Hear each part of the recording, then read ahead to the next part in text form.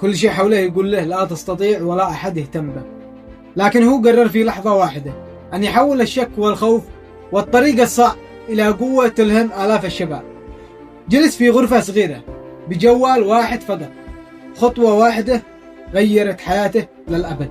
لم يكن الطريق سهل، البيئة لم تساعده، الظروف كانت صعبة، والمسافة كبيرة بينه وبين بلده اليمن.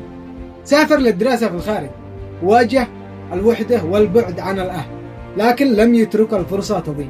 بدأ ينشر محتوى صافي يتحدث عن القيم والعمل والصبر والإصرار، وسرعان ما ألفت انتباه الشباب لأن صوته مختلف حقيقي ويعكس الواقع بطريقة ملهمة.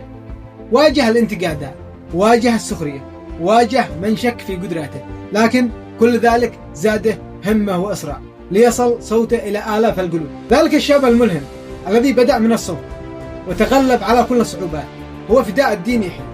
فداء الدين ليس مجرد صانع محتوى، بل هو رمز للصبر والإصرار والعمل الجاد. شخص عاش المصاعب لكنه حولها إلى مصدر إلهام لكل من يتابع. إذا كنت أنت أيضا عندك حلم، ابدأ من اليوم حتى لو بخطوة صغيرة، والخطوات الصغيرة هي بداية القصص التي ستلهم الآخرين. إذا عجبتكم القصة اكتبوا لنا في التعليق شخصية يمنية تحبوا نجيب قصتها في الفيديو القادم. لا تنسوا اللايك والاشتراك لدعم هذه القصص لتوصل أكبر عدد من المعجبين.